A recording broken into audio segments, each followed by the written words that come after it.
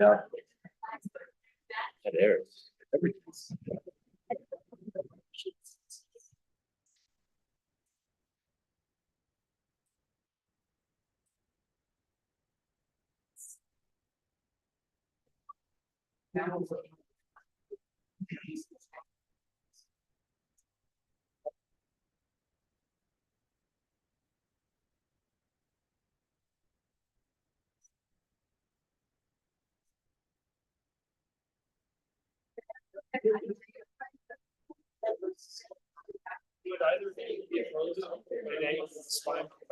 No, no, go for it. Yes, please.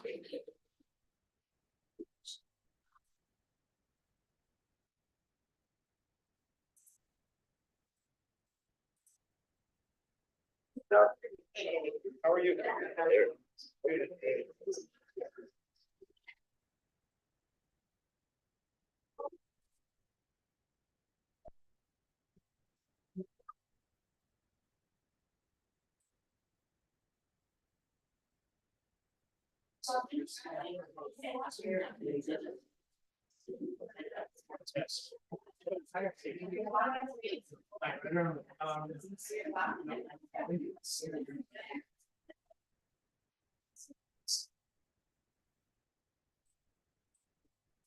No, you're good.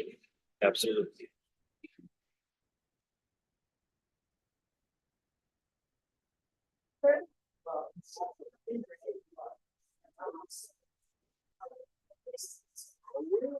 Oh, no. Good.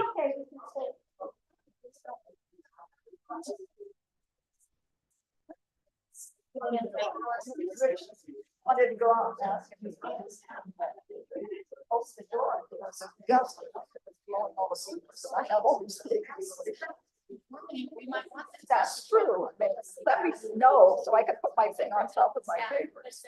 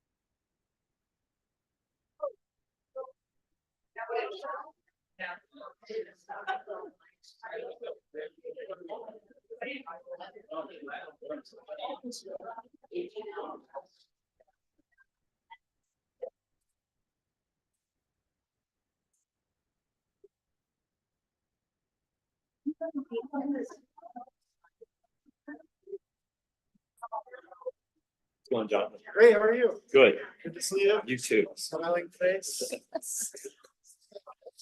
Boy.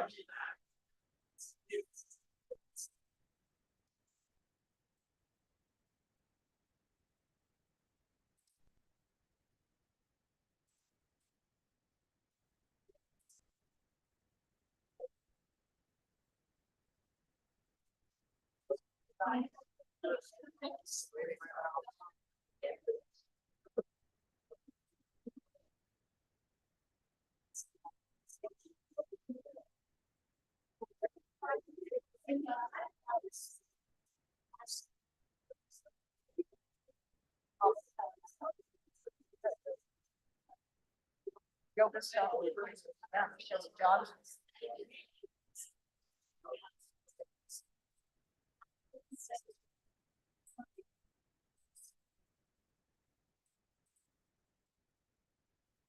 Help me out that.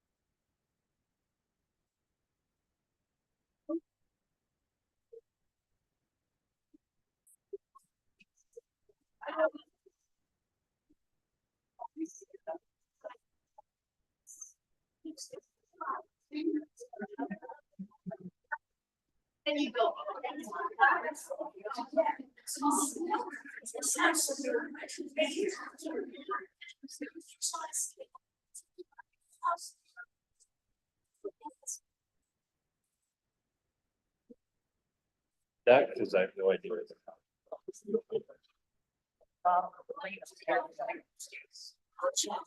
there's writing questions that don't get them complete before. Is that no question? Intermission, intermission will be the second chance, so we'll, On the last call for questions. it will be at the end of their opening statements. So we'll do a welcome announcement, then they'll do 5 minutes each of opening statement, and then we'll close, passing questions at that time. Intermission is the next time. We'll do it. So go and see that. I'll just run around and go. Sure, yes, please. Sure. Yeah, We're giving them each 3 minutes. So we hear that. And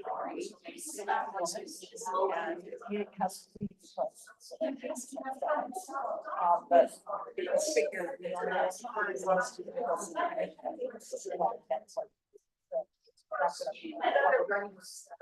but if they, if they don't take all the answers, answer the question, then Open up.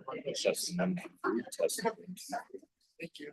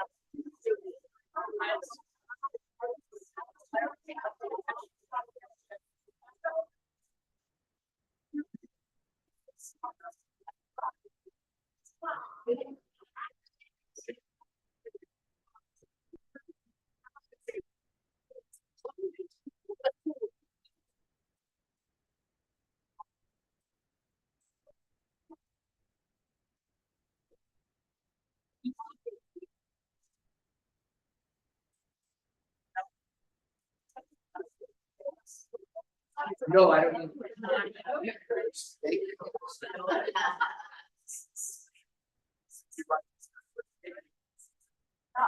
I'm actually organizing questions that come in, so he can go on.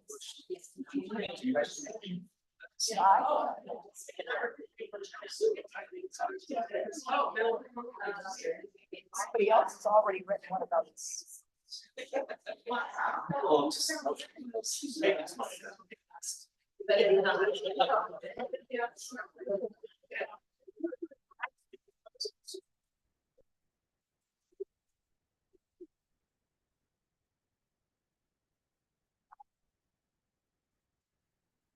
That's, well, if that's.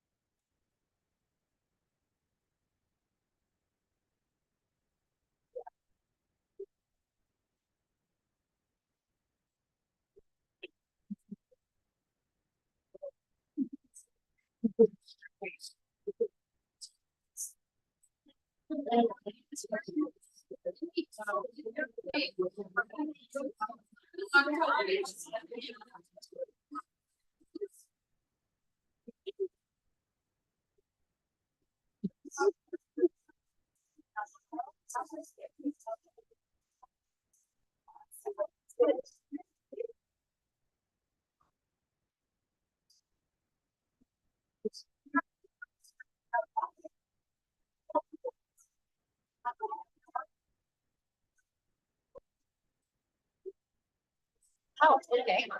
Somebody rearranged. I think it was for lighting purposes. Works. Somebody knows what they're doing.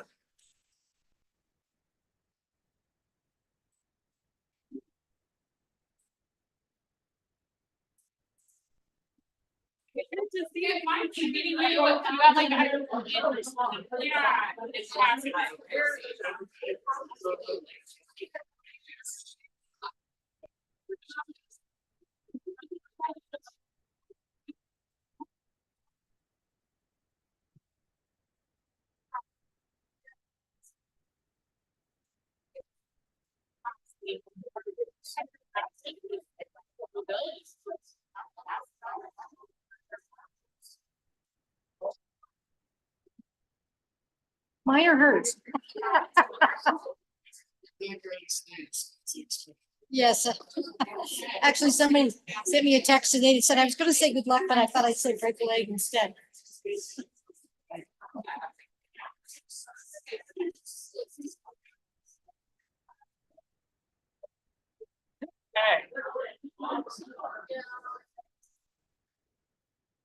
They moved us forward. Yeah, that's okay. Yeah, How you been, Marcia? I'm doing well. A little crazy in my world, as you can imagine. Yeah, I'm sure it is in yours too.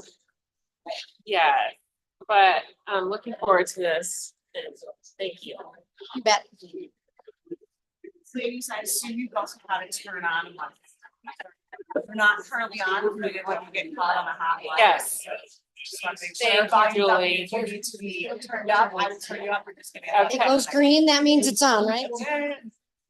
And like walking up. I know, and you know, who hasn't? I have a whole other bottle of water for the second half. We need more water. And if you need anything, just wave at me and I'll figure out. All right.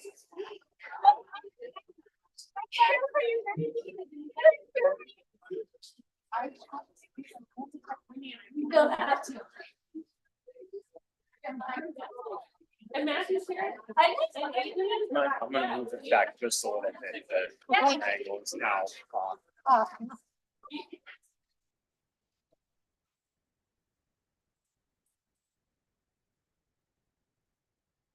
Perfect.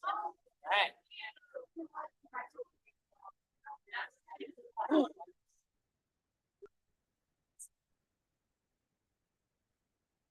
Hey, how are you? Good to see you. Thanks for coming. I mean, this is like kind of your event. Yeah, one of many things. Yeah.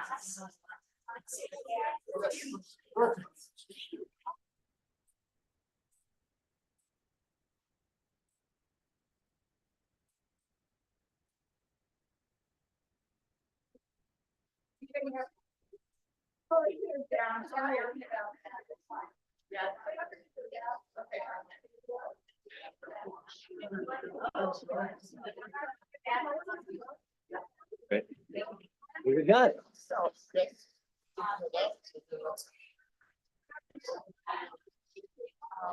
They're in the order that I.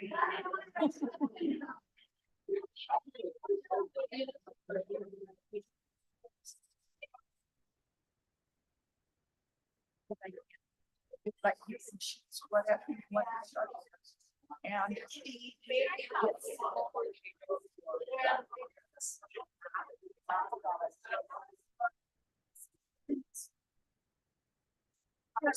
Wait. It's,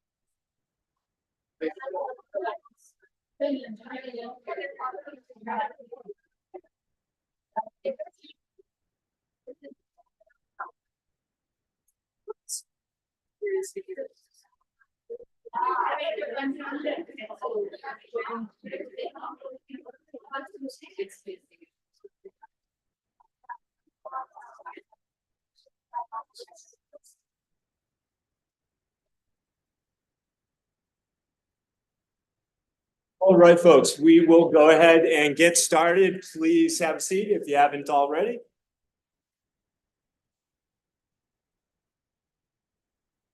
Folks, welcome to the Washoe County Commission District 1 Candidate Forum. My name is John Crockett, and I'm an Incline Village resident, as well as branch manager of the Incline Village Library.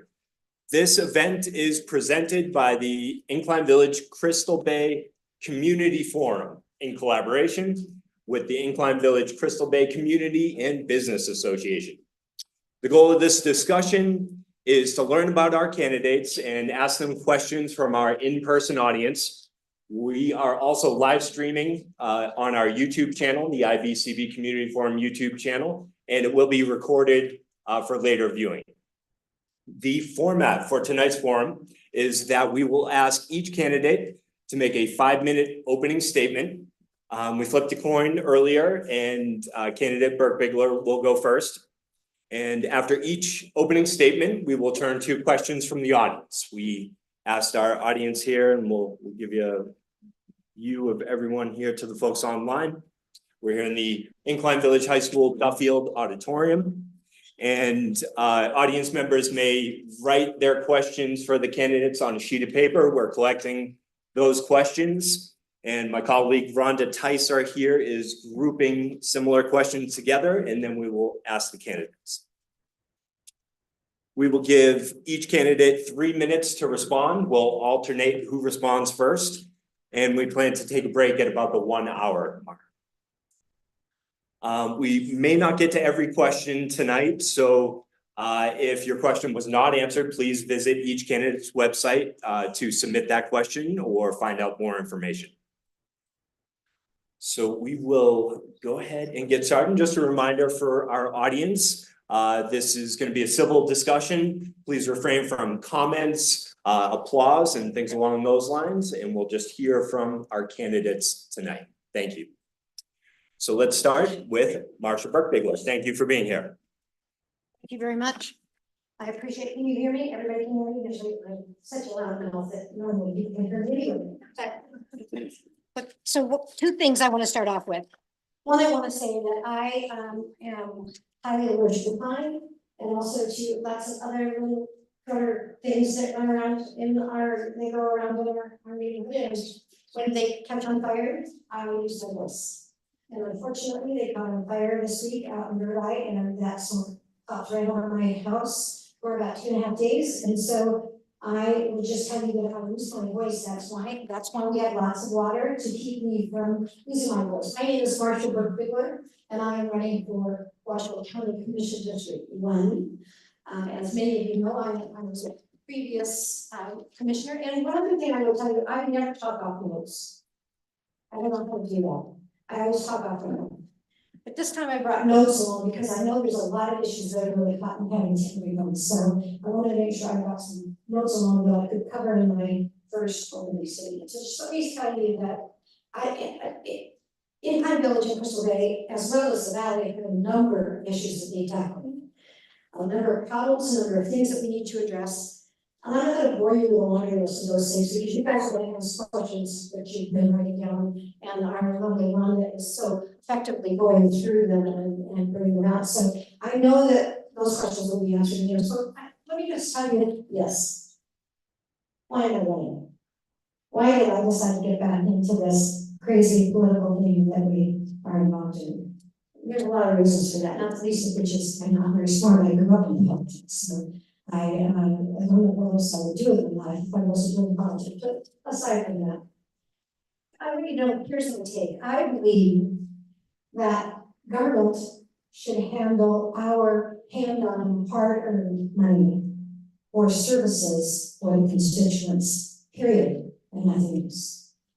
I believe that those services benefit the constituents in a lot of different ways. And some of us may disagree with what are services. Some of us may disagree on the point of what are services, but regardless, those tax dollars belong to you, they don't belong to the government. And when you pay them in the form of taxes and fees, that's your money. And you should be able to have a say in how it's spent. I don't think politicians should blow our money, our taxpayer dollars on their pet budgets. I'm totally opposed to that. I think that's period the end. That doesn't even need to be discussed in my opinion, because you shouldn't be doing it. I think commissioners need to be supportive and respectful. Respectful. You'd like to be respectful, really. Respectful of everybody's issues, not just the issues for people who agree with their positions. In other words, across the board, if you're a commissioner across the board, you need to look at the broad-based issues and you need to follow those broad-based issues. And I would just say that some of the current commissioners, no, they're not meeting those standards. Some of the current commissioners are not meeting those standards, and I think that we need to look at that as citizens in Washington County about why they're not meeting those things. So let me tell you what you need to know about me. I'm honest, I'm straightforward. I don't have any hidden agendas. I have no games that I play with anybody. I'm totally legit. I have integrity. I am completely honest, and I am totally transparent. So if you want to know what's going on in the world, you're going to know what's going on in the world. I think transparency is such a key important issue to all of us. Yes. You know, it's so fun. As a matter of fact, some of you who live here in Incline Village will remember that there was a little problem with your taxes, and your property taxes were overcharged. And there was a long time that Todd, and nice to see Todd in the audience tonight, that Todd worked very hard with members of the, I'm almost done, members of this community trying to get it resolved, and I'll tell you what I did. I went to bat, I worked with Todd, I worked with my party, and we got it resolved, and he got relief. You not only got what you paid, but you also got back the interest that you deserve to be getting back. So let me just close by saying, why am I running? Because I think that government should be about the people, for the people, and with the people and returns. I don't think there's an exception to that. I want to bring back the concerns and cares that I dealt with when I was commissioner before. I want to bring that back to the forefront, and I want to see Incline Village do the things that it wants. You know, one of the things I'm going to quickly just tell a story, and then I will shut up and let Alexis take over. But just one of the things that happened when I was commissioner is I had a lot of questions from seniors who live in Incline Village, and surprisingly, there are a lot of seniors in Incline Village. And I got a lot of questions from them about a senior center, a community center. So we went to that, we set it up. We set that up at the old library. And then I left in 2021, and the senior center went by the wayside. And so it never existed. And the excuse for that was COVID, which I think is a fair excuse, but COVID's over with. And don't the seniors in Incline Village deserve the same services that are provided to every other senior in every other portion of Washington County? My answer is yes, it's time to reestablish that senior center. and bring it back as a community center and a senior center again for the people. I want to tell you how much I appreciate you all being here tonight and how much I appreciate you giving me the opportunity to speak. Thank you.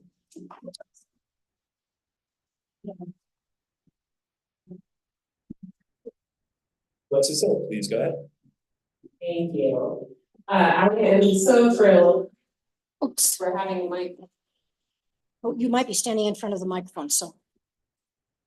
Okay, I am so thrilled to be with you tonight, and I want to thank the Incline Village Forum and the IMCA for hosting this and making sure that community members can learn who the candidates are and why we are running for office.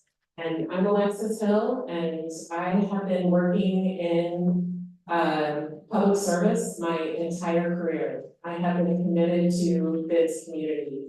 I grew up in the city of Sparks, and I used to walk to school. And on my walk to school, we did not have proper sidewalks. This really irked me and bothered me as a community member, even though I was quite young. And I went to the city of Sparks and I asked for a sidewalk. I learned later, and the city council was nice to me, but obviously they weren't ready to do that investment quite yet. But I learned later that is actually a requirement that we should be doing on developers. We should be requiring developers to put in sidewalks if they're going to benefit from establishing communities in our jurisdictions. And when I learned that, I grew a strong passion for serving our community and seeing how can we make our lives better. And so that is a value that I hold as your county commissioner.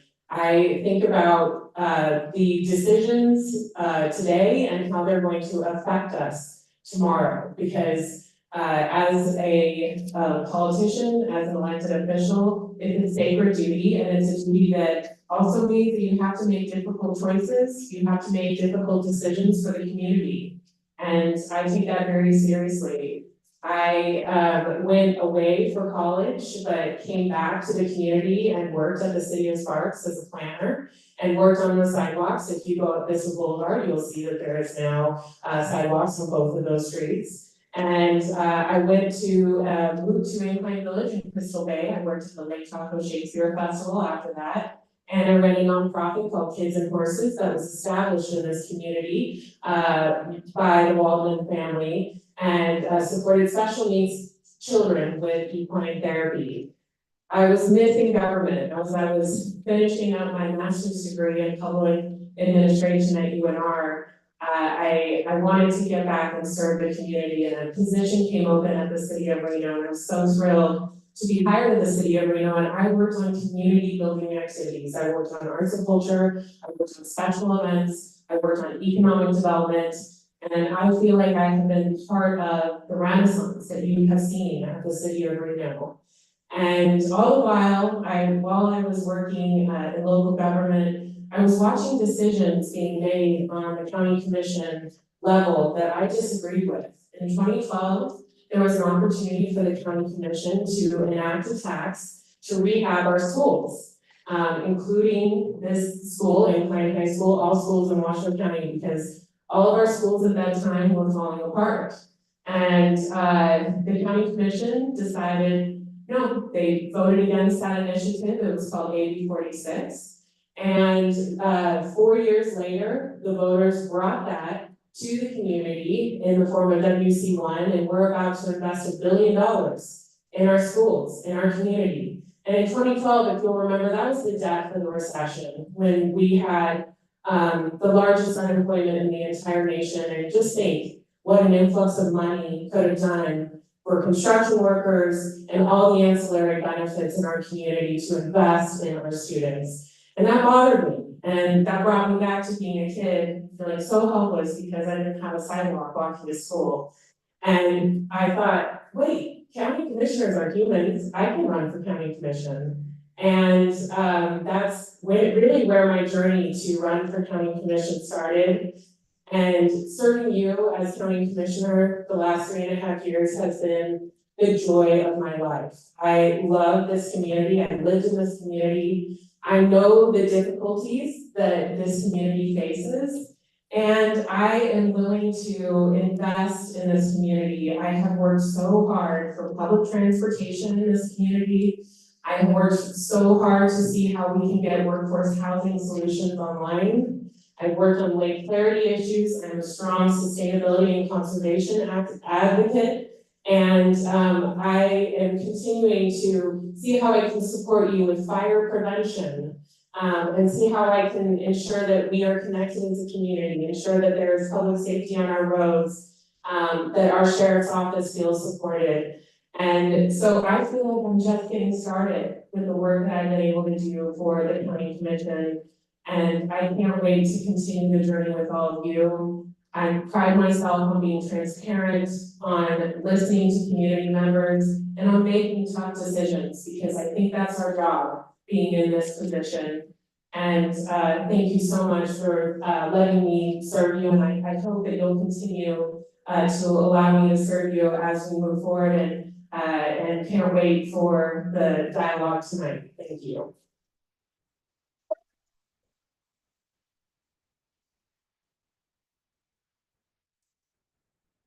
Pause on accepting questions for now, and you'll have another chance to submit questions after the intermission or during the intermission. First question for you, Alexis. Both of you have represented Incline. Alexis, you are a current commissioner. Marsha, you served as District 1 Commissioner from 2013 to 2021. And you both have a good idea of what the issues are here in Incline Village. What issues do you believe the county can and should do more to address?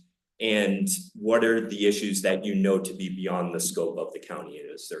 Do you have any role in those cases? I think that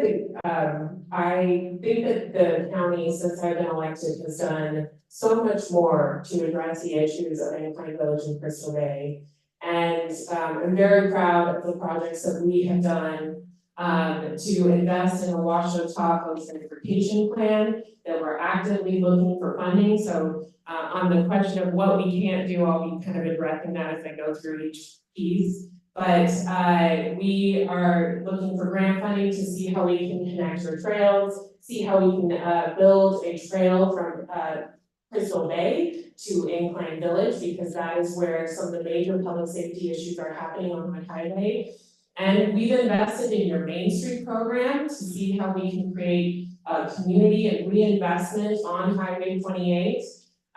We are working very hard on fire prevention work, as I highlighted in my last piece. We are investing in a evacuation study that we're working on getting funding for. And I'm really proud of the work that we've been able to do for the microtransit community.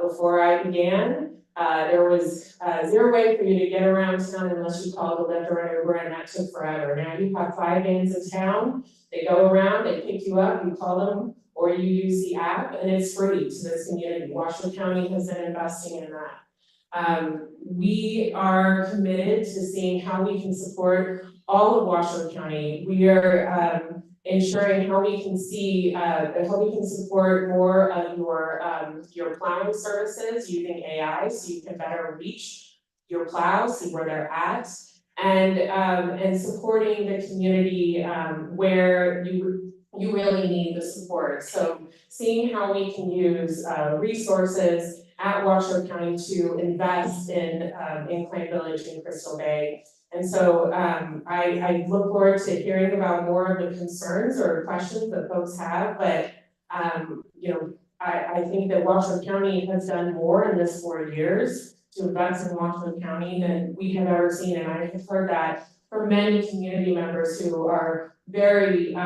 excited about our investments. I will add workforce housing solutions as well. And we can dive into that a bit more. And van pool. We have 0 van pool coming out to this community. That's folks who live in Reno, coming out to work in Incline Village. We now have 21 vans who come out to this community and serve this community with workers. So we're trying to meet you where you're at and see how we can provide those solutions.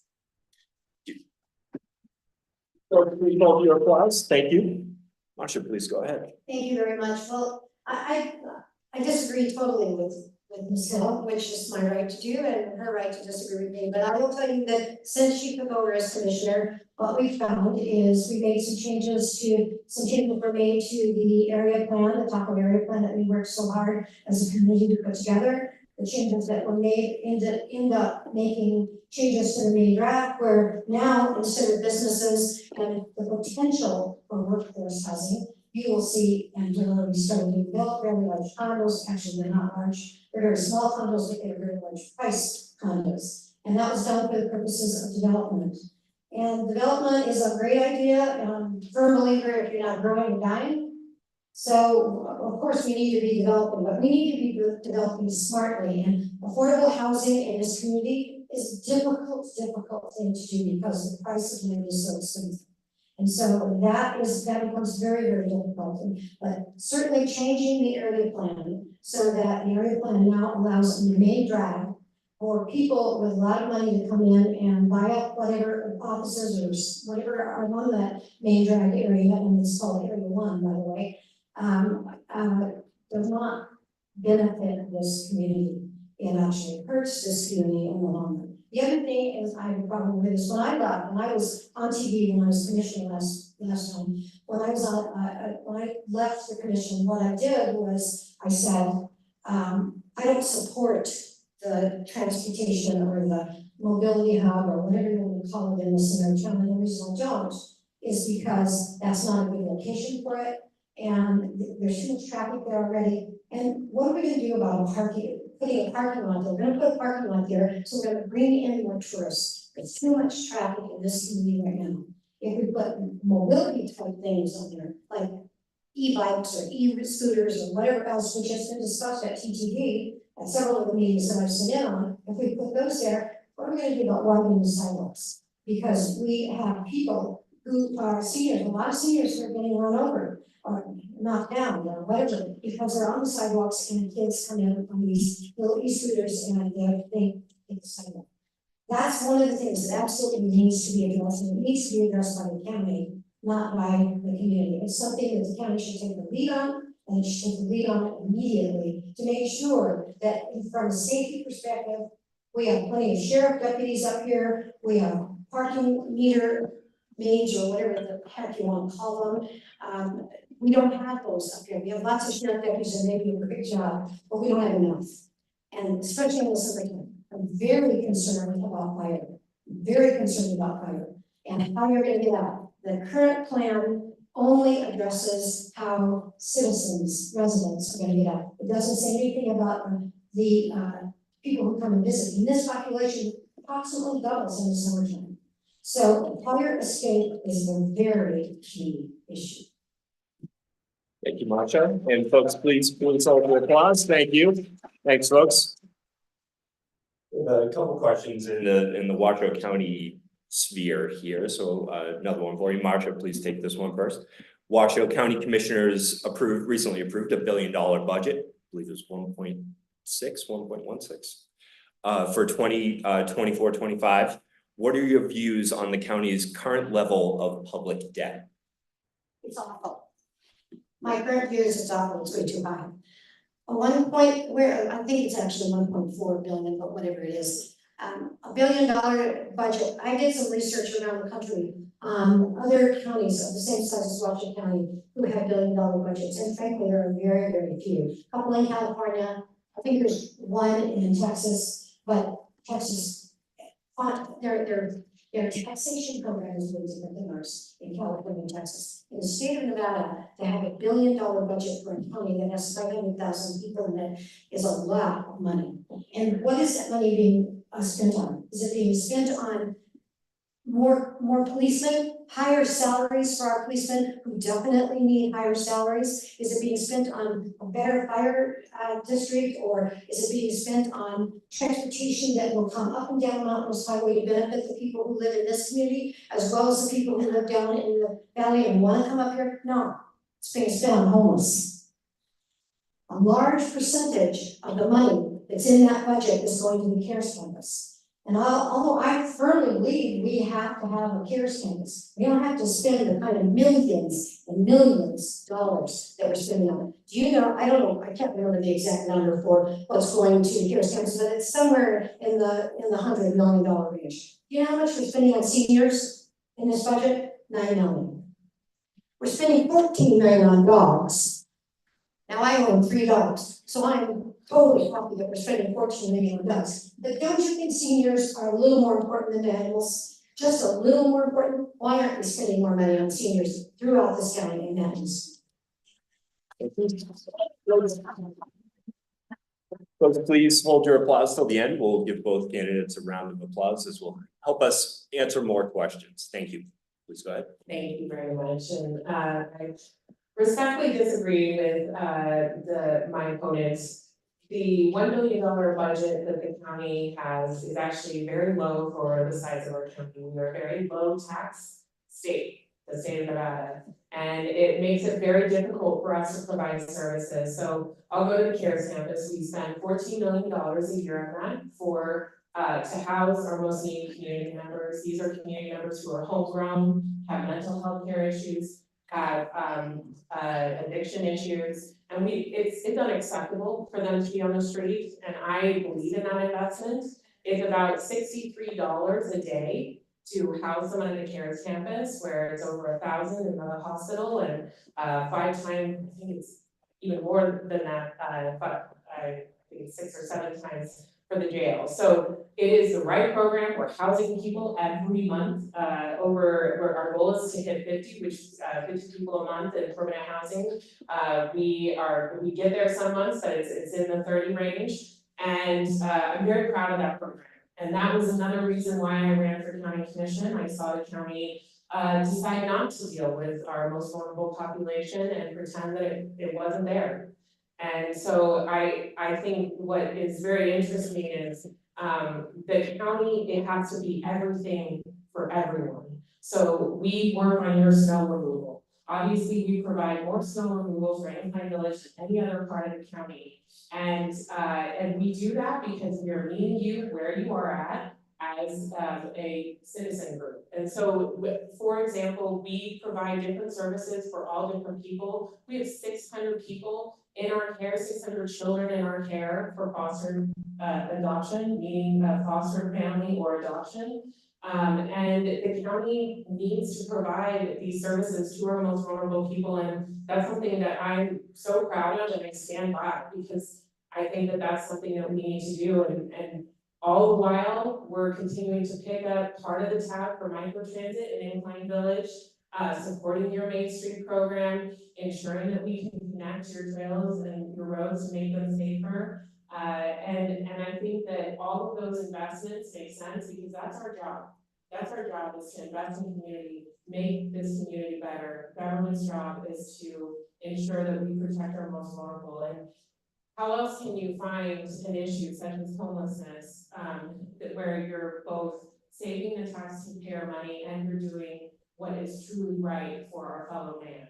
And so I'm very proud of the work that we do at the county, and I'm going to continue to fight for more resources for this community.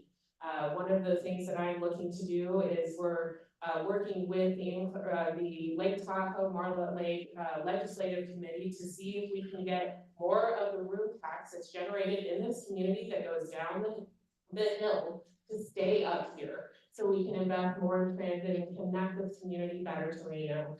So thank you. Thank you. And we'll ask you to start with the next question. Do you believe the county will or should invest more public funds in the Incline area? I actually had our CFO do analysis on this when I first got on the county commission. And because there was a lot of folks in Incline Village who said, the property tax that we pay goes down the hill. And we pay a higher percentage of the property tax that then we subsidize the city of Reno, or not the city of Reno, but the rest of the residents in Washington County, both the city of Reno residents and the city of Sparks residents. So I had the CFO do the numbers on it. And it turns out that no, actually we are subsidizing Incline Village larger than the property tax you bring in, and that's fine. I again think that that is a role of government because of all the snow services that we provide. Plus with the ARPA dollars, those American Recovery Act dollars that we received from the COVID crisis that we had in our region or in our country. We were able to invest even more in this community. When I first started, when I first moved up to Incline Village in 2008, it was difficult as a professional to find a home to live in, to find an apartment to live in. And now it's nearly impossible. I know that it's a real crisis up here. And so at that time, my understanding is that a workforce housing study was done, but it was shelved. Well, when I started as a county commissioner, I made sure that the county paid for a workforce housing study to see what the issue is. And we now have a roadmap of how we will move forward. We will be doing a PlaceMate program, which will be incentivizing owners of short-term rentals to turn their rentals into long-term rentals, because that is the thing that we want to see, more long-term rentals for workers in this community. So there is so many more investments that we can make, and I will say I'm very proud of the federal investments that have come to Incline Village and Crystal Bay, because I have been part of the group to fight for that. And I would say, I heard President Sandoval yesterday at the Lake Tahoe Summit say, whatever Lake Tahoe asks for, you better give it to them. And I agree, Lake Tahoe is a gem. It's such a special place. We want to make sure that we keep Lake Clarity, and I'm doing everything I can to ensure that we follow that and make this a great community to live and to visit and to work in every day. So thank you. Thank you, Alexis. Marcia. Thank you. Well, the question is, do I think the county should put more money into Incline Village? Without question. We need a senior services, we need more senior services up here, we need more food services for the shut-in people. That group of people are not getting the same kind of care that they're getting in other portions of the county. And it is actually true that about you actually lose about not quite 10%, about 8.5%. Unless that's changed since I left, but when I was a commissioner, you were losing about 8.5% of every tax dollar you sent down to the valley. You missed getting 8.5% back, or 8.5 cents. I'm sorry, 8.5 cents back of it. So yeah, it's about the same, but it's not exactly what you call right. And should the county put more money into the county area up here? Absolutely. One of the things we need to do is we need to do some serious fire prevention work. We need to make sure that we provide the fire department all the services that are available in the lower portion of the county for fire suppression. That's one of the really key issues that I've heard from a lot of citizens up here. Transportation for people who want to go or have to go to the valley for medical care needs to be done. We need to get transportation so that people up here have the ability to get up and down and do what they need to do when they're in the valley.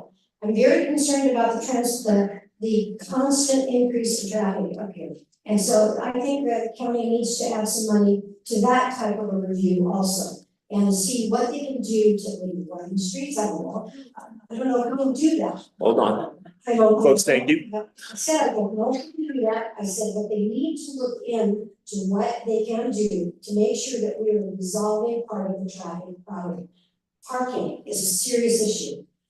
Parking of boats, I see them parked everywhere still, everywhere they're in a lot of places they're not supposed to be.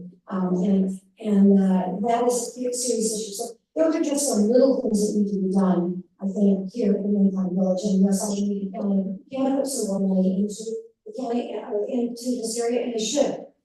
One quick thing on the $1 billion budget. Where's the money going to come from to fund that now that the ARPA funds are gone? That's an issue that everybody needs to think about, because tax increases are not a good idea, and cutting existing services is even worse. All right, thank you, Martha. Thank you, folks. Folks. Thank you. All right. So you touched on, Marcia, a concern that a lot of residents have is balancing tourism, effective evacuation during a potential wildfire, and of course, lake integrity, clarity, taking care of Tahoe. Could you explain what role the county has in balancing business and tourism and the concerns of residents in Incline Village? Well, as you know, the RSCDA gets much of the money that comes from rents or, you know, SCRs or Hyatt, or they get a big chunk of the money. It does go down to the valley and much of it stays on there.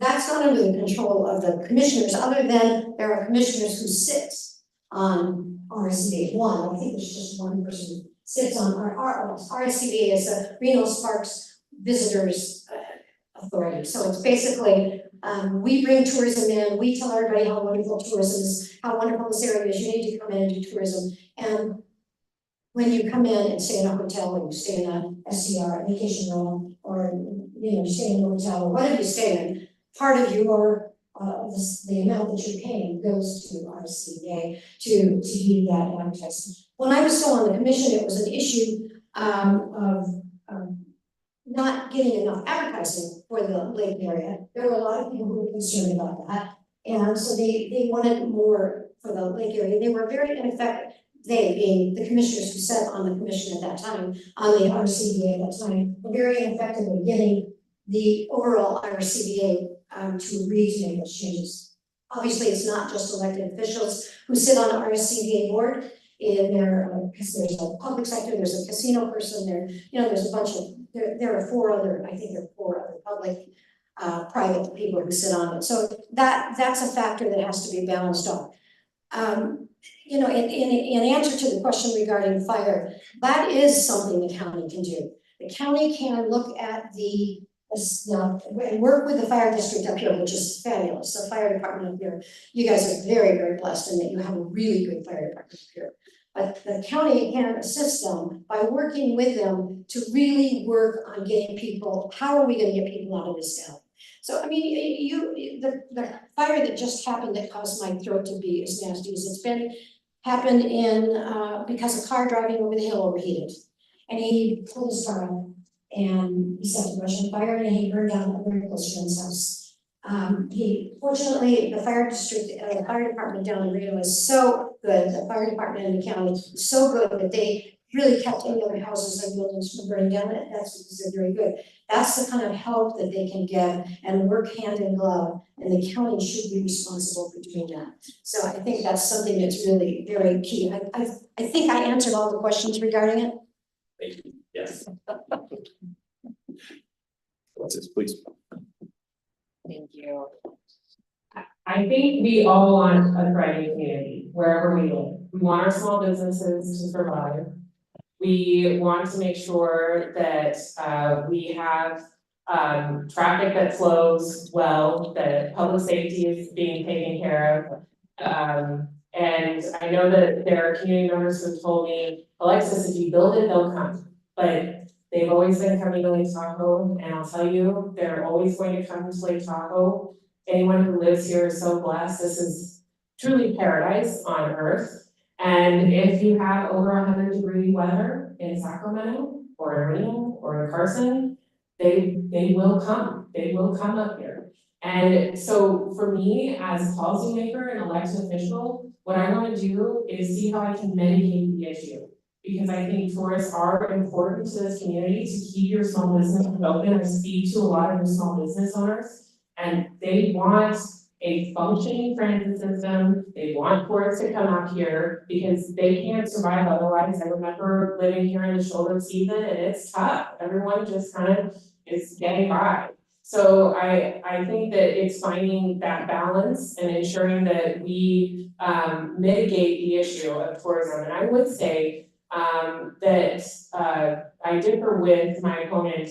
The county commission can do something about the money that is going down the hill for TOT or room tax money. We did do something. We just moved forward a request to see if we can redirect the funds that go down to the RCBA to Incline Village and Crystal Bay for public transit.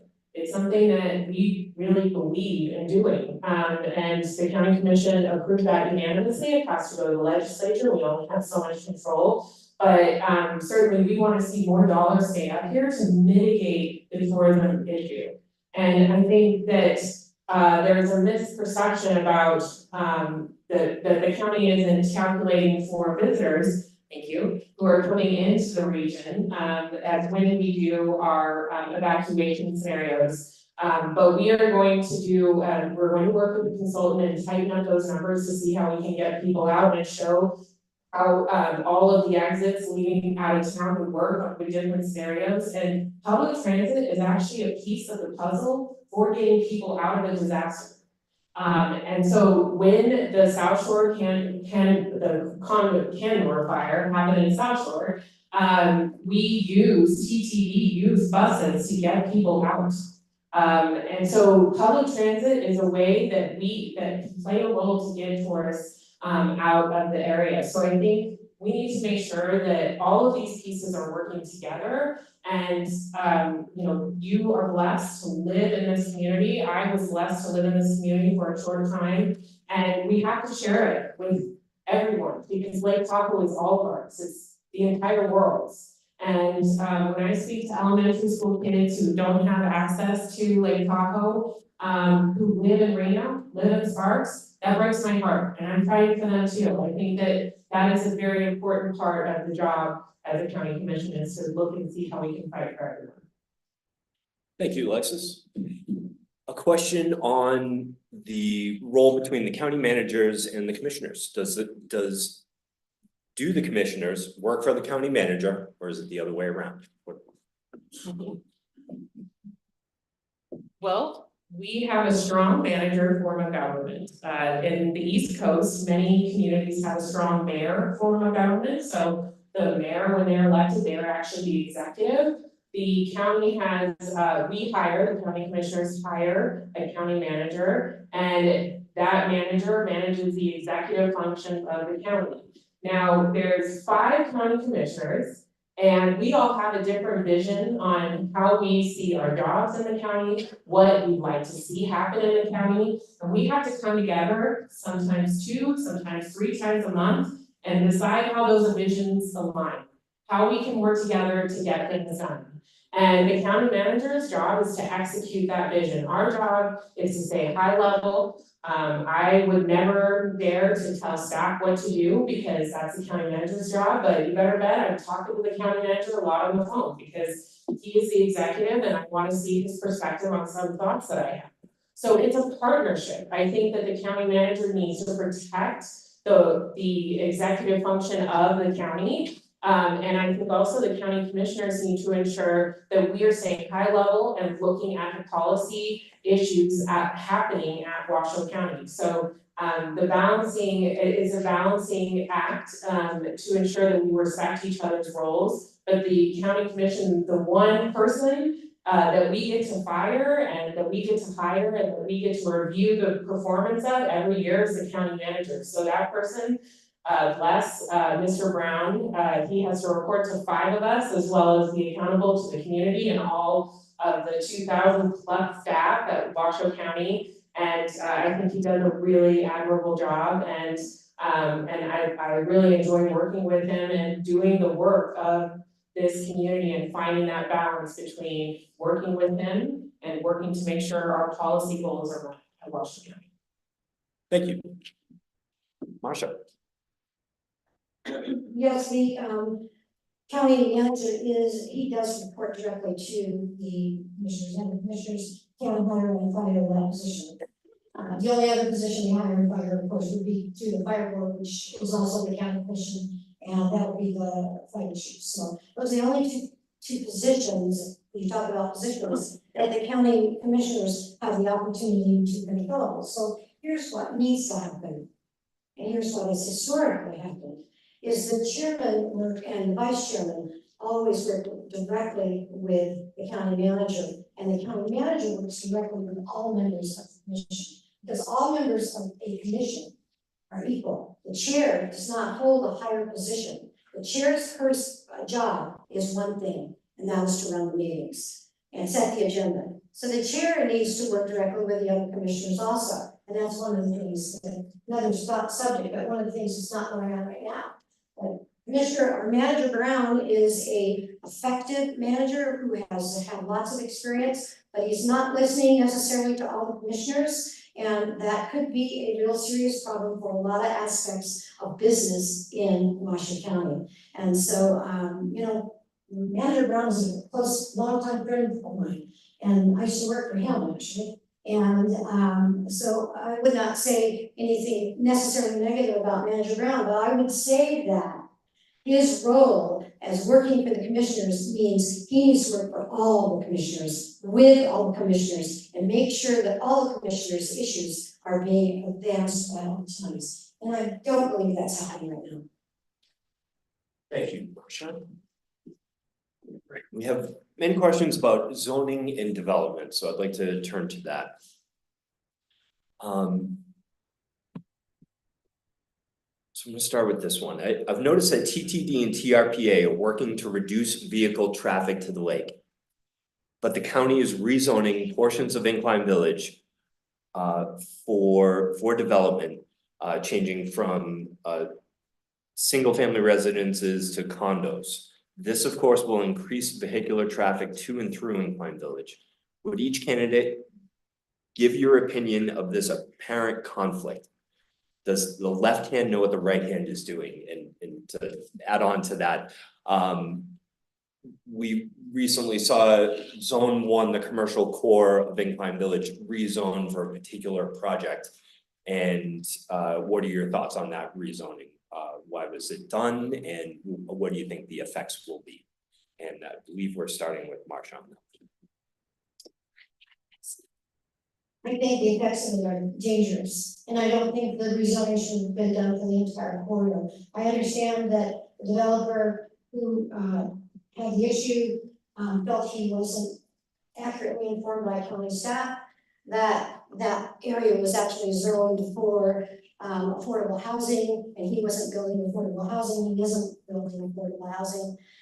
And so the zoning needed to be changed for him, his project, and I'm not sure I would oppose that project necessarily, but I think changing the zoning for the entire corridor was dangerous. And I think it's dangerous because what happens is that makes that premium. This community is in fact a community that everybody wants to come to.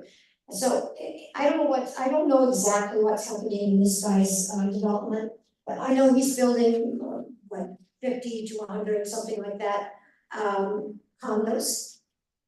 And they're small, but they cost like $2 to $5 million, but they're small. They're 1,000 square feet to 1,200 square feet, something along that line. Very few people who have that kind of money are gonna buy those to live in themselves. They're buying those for vacation rentals. And you know, there's nothing wrong with using your property the way you want to use your property. So I'm not opposed to vacation rentals, and I don't think most of us are opposed. But if we're gonna do this in this community, then we need to put really strict rules on what the STRs can do and how they can do them. And that's one of the things, for instance, is traffic. They need to make sure that they aren't adding any more cars. They need to make sure that they are following the rules that are set out, and that means the rules need to be set out. The cost to do an STR in this community needs to be increased. Look at Douglas County. The difference between what it costs to be an STR, get the license as an STR in Douglas County, and what it costs in Washoe County is phenomenally lower in Washoe County than it is over there. Fines. First off, there needs to be a system for figuring out who's the one doing the fining, who's doing the things that are wrong, and who gets fined. Currently, the fines in Washoe County are very, very low. One of the things that I recommended when I was actually talking to a group of staff on this issue was that they bifurcate this issue of STRs in the basin versus STRs in the valley, because that's a big issue. They don't want to put rules on people in the valley on STRs. There's not, what is it, like 95% of the STRs in the county are here in Incline Village? So the rules should reflect the needs of this community, not the needs of the valley community. And transportation becomes a very key issue in all of that. So that's really one of the areas that I'm very concerned about. Thank you, Marcia. Alexis, please go ahead. To address the question on special area zone 1 and the controversy surrounding that, the Washington County Commission approved that unanimously, that change to add condos, which are attached homes, to special area 1, which is your town center, which is Highway 28. And that was requested, brought by a developer, I'll tell you, are going back to county resources. I've been trying to fight for a county planner to just work on Tahoe issues so we can constantly update the area plan. But sadly, we have not been able to do that because we are limited in our resources. But so many of these amendments come from developers. And what I learned, and I think that it's very important for a county commissioner to learn and to grow. When I first heard this, I thought, and I will say just quickly, there is no such zoning as affordable housing zoning. There's multifamily zoning, whether or not you allow condos. I wish there was areas where we could do this, require affordable housing, but that is not how the zoning code works. It looks at density and uses. Looking at this particular request by this developer for special area plan 1, I thought, oh no, we can have more condos in Incline Village. But the more I learned about it, the more I learned that this community wants to see redevelopment on Highway 28. The community tells me all the time, we want to see beautiful new buildings, we want to see a corridor that we can be proud of. So many of the developments that you see in our community, this community, are decaying because it's so difficult to develop in this community. And so part of the reason I pushed through the area plan when I was elected, which sat while my opponent was a commissioner for 8 years, did not do anything with it. Because I saw that there was a need to make changes to that area plan so we could look at redevelopment on Highway 28. The natural grocers that you have on Highway 28 is because of that area plan development. And if we're talking to investors and developers in this community, they said, Alexis, the only way we're gonna be able to redevelop the Highway 28 corridor is if we add mixed use. If we allow for condos, because that subsidizes the commercial development. Commercial corridors throughout this country are going away because we're all buying things on Amazon. And I think that it's really important to listen to the people who are going to be developing in this community to see how we can reach those goals. And I will say that 947 Incline Village project, we are going to see 4 workforce housing units, deed restricted, coming out of that project. And if they choose to do offsite workforce housing, there will be 20 required by their use permit, especially that TRPA requires. So that is the first time that TRPA has ever required inclusionary zoning. So that is one of the things that I'm working on, is constantly trying to achieve goals and making sure that we find that balance of what can be attained. Thank you, Alexis.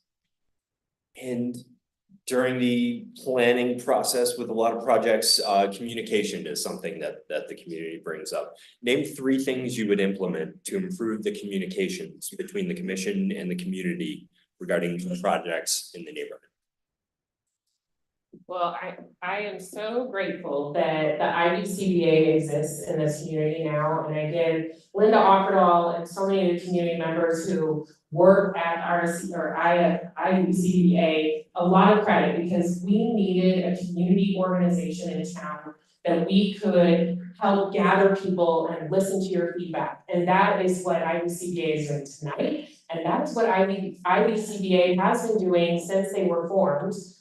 They have been doing the welcome wagon for new community members, but also many of you may not know they're working on workforce housing solutions. They're working on a Main Street program, beautification in your roundabout, seeing how all of the events that you see throughout the community, IBCBA is responsible for doing. And so we needed to find that community conduit to have those conversations. And it has been such a blessing, and I feel so thrilled. And I will say technology has allowed for better communication from Washoe County to Incline Village. When we have any sort of issue of import for Incline Village, Crystal Bay, we make sure that they can tune in via Zoom at the library. And so we've increased access, because that did not exist before, to ensure that we can hear your feedback. I am very accessible, I listen to community members and want to hear your feedback. But, you know, and so one-on-one has been really helpful for me too, understanding the needs of this community, but ensuring that we work with organizations and the community forum to hear what you need from us has been a very important step in this time. And now we're going to work with IBCBA on our Tahoe area plan amendments, where you're going to see changes for workforce housing standards, because TRPA, I'm very proud of the work that we did to adopt standards that will help for workforce housing in this community. As you all know, you're very limited on how many units can actually be built in this community because of the compact. But it's very important that we make sure that we get folks who are professionals and also folks who serve this community to come and work here. And so that is another thing that we're doing with IBCBA. So that's the constant communication that I have enjoyed with this community, and I look forward to continuing. Thank you. Martha. I agree, IBCBA is really very important, and Linda and her team are doing a superb job. And have been for some time, doing a superb job with keeping the screen together. But I think the question was communication between, and correct me if I'm wrong on this, but I believe that the question was communication between the commission and up here and how that can be improved. And one of the things that I had proposed, and I actually proposed it in the end of 2019 at the request of many residents up here, is that the commission hold once a quarter a meeting here in Incline Village. So the people here in Incline Village could see all the commissioners, talk to all the commissioners. We were working on that in 2020, and then COVID came about, and that journey sort of sidetracked anything else that we were doing. But I think that's an issue that the commission needs to go back to, and they need to look at least a quarterly meeting in this community, so that you're not having to run down to the valley every time you want to do something. But we need to make sure that we can communicate directly with you, and that we as valley people need to know what the issues are up here, just as you guys need to know what the issues are that the other commissioners are dealing with in your community. And one way to resolve that problem, great way to resolve that problem, would be to bring quarterly meetings up here. Thank you, Marsha. And we're gonna take, do one more question, and then we'll take our intermission. Another major concern in the community is the old elementary school property. So purchased by the Tahoe Transportation District, potential site of a mobility hub, and currently sitting vacant. What is going to happen when the school is torn down next year? And do you see a different purpose for that property other than a bus hub? And Marsha, this is your question first. Thank you. I don't know what's gonna happen with it when it's torn down. I know that TTD bought it with the intention of making it a bus mobility hub, not a bus stop, not a bus kind of a transfer station. That's what they really were originally looking at doing it, not a place to store buses and things like that. But at the time, I was sitting on TTD and I questioned what the citizens of Incline Village wanted, and you go back and check all of this, I probably have the documentation somewhere. I requested repeatedly for TTD to hold public hearings and listen to what the citizens wanted. Did they in fact want to add additional parking, additional housing?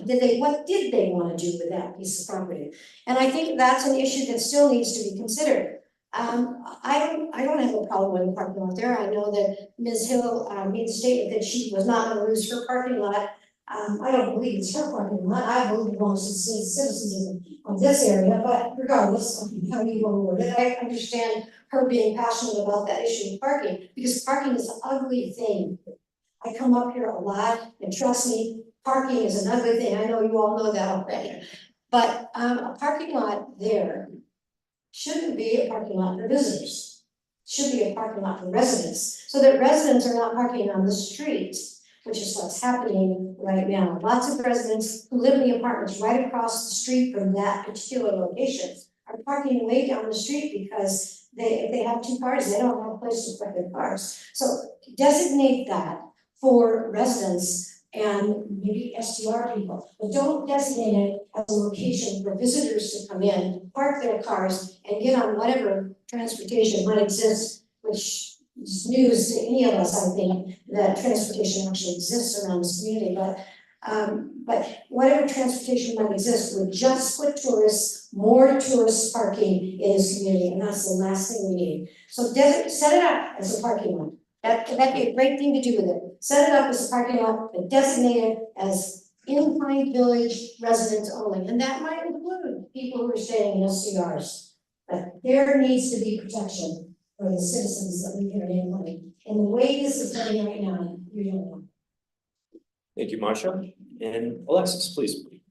I actually agree with my opponent that parking and traffic is an issue here. And when I first got elected, that was one of the biggest complaints other than STRs, and I'm very proud that we were able to do a code to require STRs to get permitted while I've been a community commissioner, and have continued to tighten those codes, higher the fee, increase the fees, increase the penalties, and invest in that program. But yes, I agree, parking and traffic are an issue, and the only way to deal with it is to invest in parking for tourists and for this community, to invest in transit.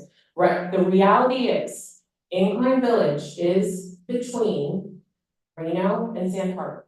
Sand Harbor is the most visited state park in our state, and it is seasonally open, so that will tell you how popular that park is. So looking at how do we mitigate the concerns of the traffic of the tourists? That is the issue that we need to look at, not pretend that it doesn't exist, because we did that for a decade plus. We need to actually deal with it. So my vision for the mobility hub, after doing a lot of public input, creating a local mobility hub committee, after having a lot of conversations with community members who still have concerns about the mobility hub location and the use, I'm not saying that they don't.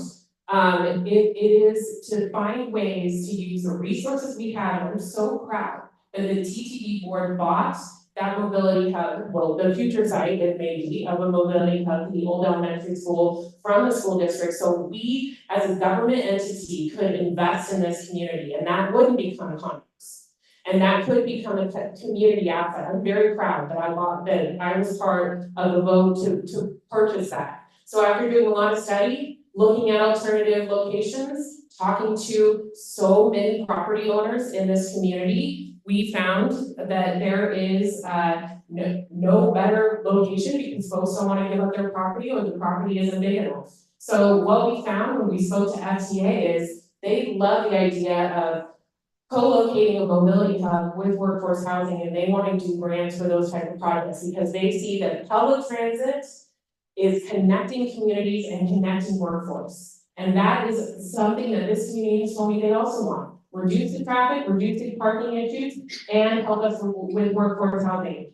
We can do all of that at that lot if the TTD board decides to proceed. And we have designs that show a parking garage that is flush with Highway 28, where buses will enter into the mobility hub site and not use Southwood. So I know that that was a major concern we heard from the community of buses entering onto Southwood as well. So there are no perfect solutions in government, but I will try my darndest to make sure that I am fighting for you with every decision that I make, and that I'm realistically looking at the issues and how we can solve them.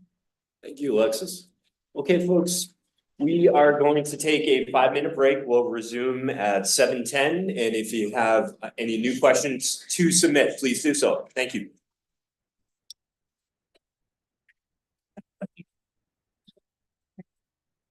Thank you. Watch out. It's kind of rapid fires. That was great. Okay, No, okay. I can't believe you're categorizing it.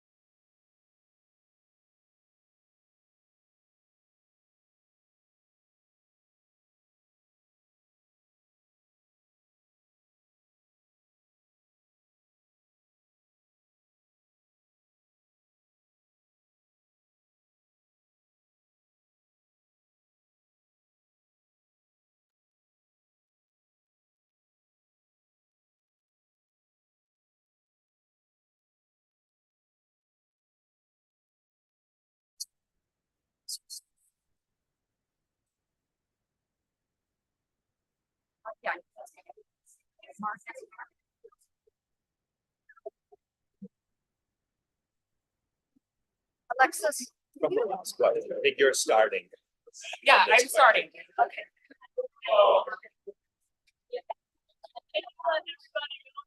Last time. yes. All right, folks, we're going to stop accepting questions. Please get them in right away if you have one.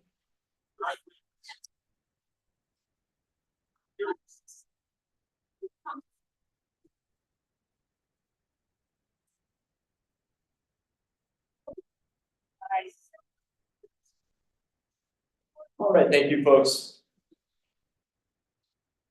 We're going to get started with some more questions. We should be able to get through several more. We have about 45 minutes left, and we'll have our closing statements at about 10 minutes till. Alexis, first question for this round for you. Many residents of the Incline Village and Crystal Bay communities feel that their community does not receive anywhere near their fair share of tax revenue back in services and improvements. We touched on that. As both of you likely know, there's an effort ongoing which could be voted on as early as fall 25 to incorporate the Incline Village and Crystal Bay communities as a new city.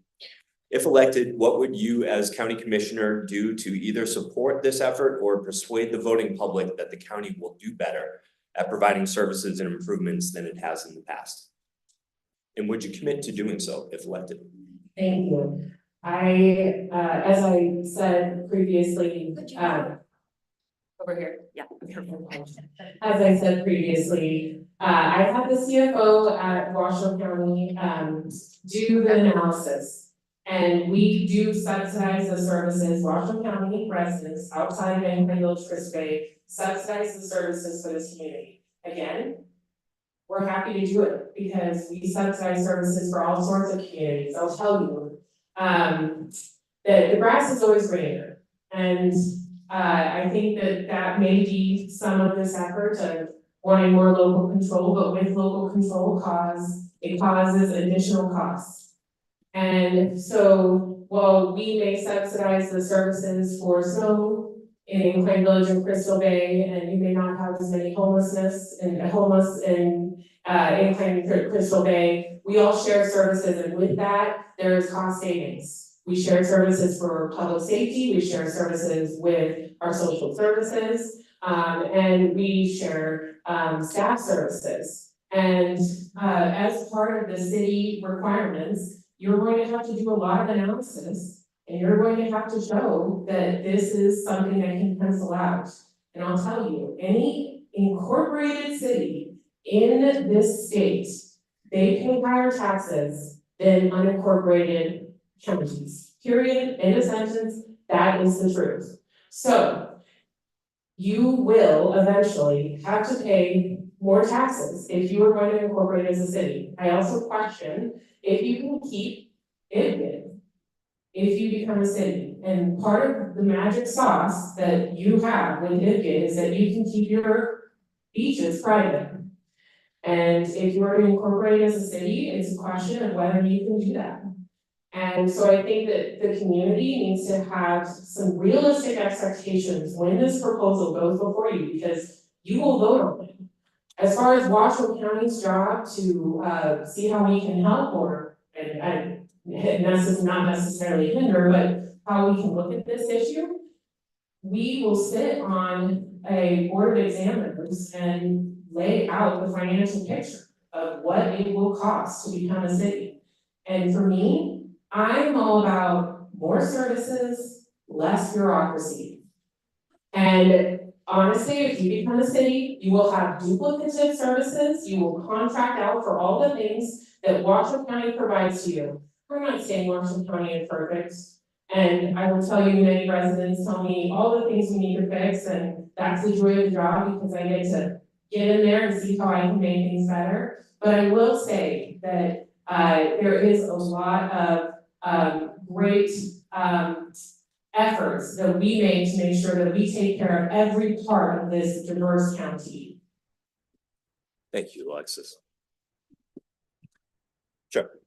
I think this is really an interesting question, one that's been on the table for a long period of time, and I'll just tell you up front, I totally support it if that's what you want to do. I worked for the city of Fernley when I was a contractor. I handling a number of contracts. I worked for the city of Fernley when they did the exact same thing. I was as a contractor, I didn't work for the city, but I was a contractor with them.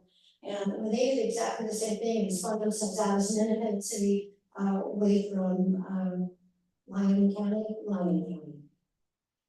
I'm getting old, I guess I don't remember all my counties anymore, but, Lyon County, and, so I know there's a lot of costs associated with it, and I have total faith that you guys will review the entire thing as you walk through this process. I know that some citizens will think it's a bad idea, some citizens will think it's a good idea. My position has always been, I support what the citizens want.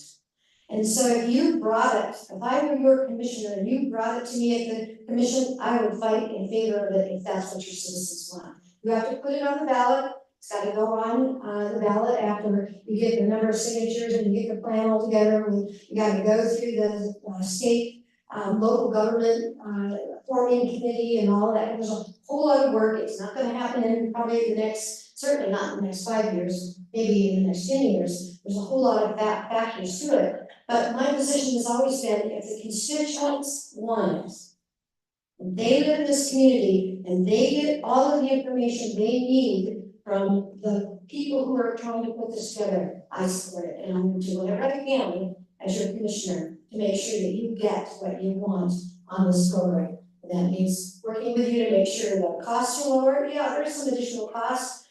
State law would require you to have your own police department, or you could contract, I think, with the sheriff under the scenario of contract, but you would have to be responsible for that.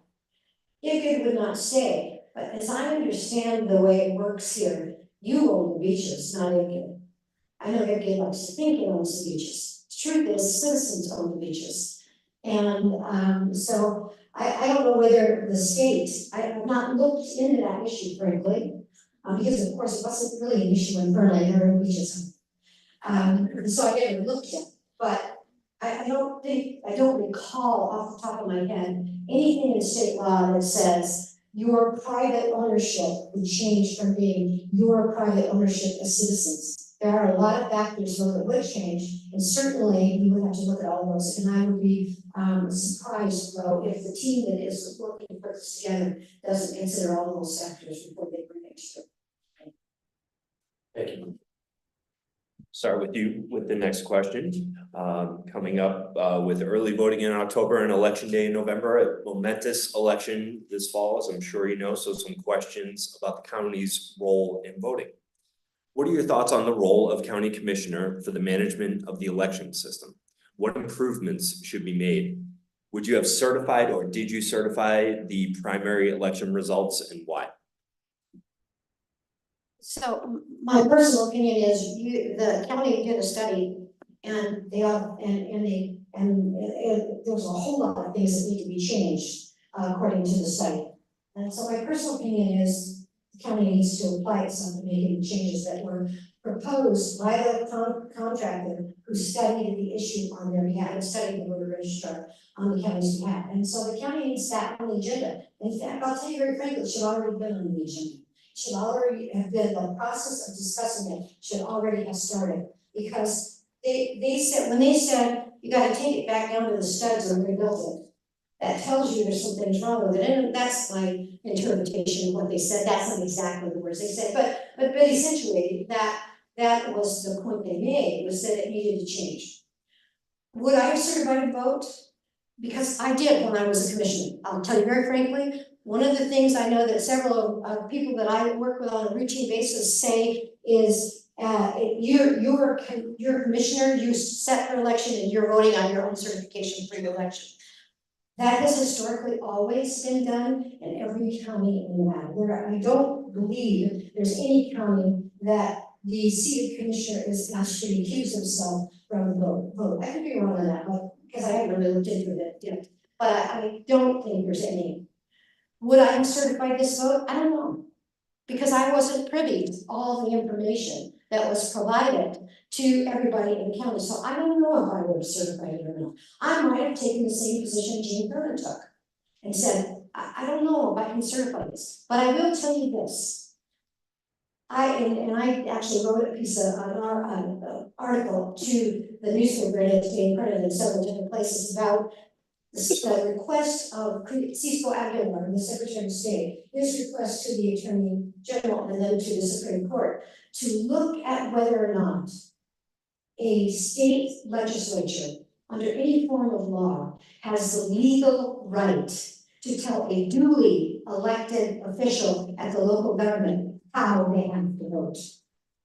And I know that in Nevada, we're a Dillon's Law state, that's for no time now to talk about a Dillon's Law state. I know that in Nevada, we're a Dillon's Law state, and that's the argument that has been made to this point, but I'm gonna tell you right now, why do you need the county commission if the state legislature is going to tell them how to vote? Martha, thank you. Folks.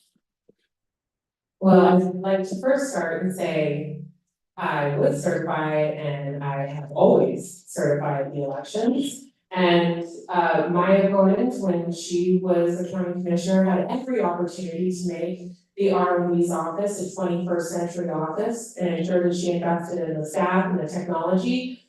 That's what I'm doing. When I saw the mistakes that were made, although not to the point of having a problematic election, but printing errors and omissions and spelling errors, I asked the county manager to do an audit, not an audit of, is this a free and fair election, but an audit on how do we reinvest in this office? So what did the county commission do? We doubled the staff for the ROE's office. That was the #1 recommendation. You cannot run a mail-in ballot election with so few staff. What did the county do? We put in procedures and rules, and yes, not all of those are done yet, but if you go to the county manager's website, you can see all the things that have been done on that audit and all of the follow-up that has been done on that audit. I actually tried to bring that audit to the audit committee, but the audit committee ruled to not hear it. So that's why it hasn't gone to the Board of County Commissioners, but it's transparent, you can check it out, you have access to it, and I believe in federalism. And that is the rule of the law in this country, and that means the federal government is the boss of the states, the boss of the states are the boss of our communities. We were created by the state legislature, the county commission. So the state legislature and the Secretary of State and the AG's office can tell us if we're not following the law, and thank God they can. We need rule of law in this country. And so I actually think that it's great that the Supreme Court may be looking at this issue when the county commission chose, I certainly didn't, but when 3 board members chose not to certify the recount, because there are real consequences to not doing that. You sow the seeds of distrust. You make sure that people do not believe in our election system. And that is wrong. That is not the role of leaders, the role of government. It is to uphold the rule of law and make sure we can make things better. I've been committed to doing that since I started the county, and our elections are free and fair, and I'm so proud of our ROE's office.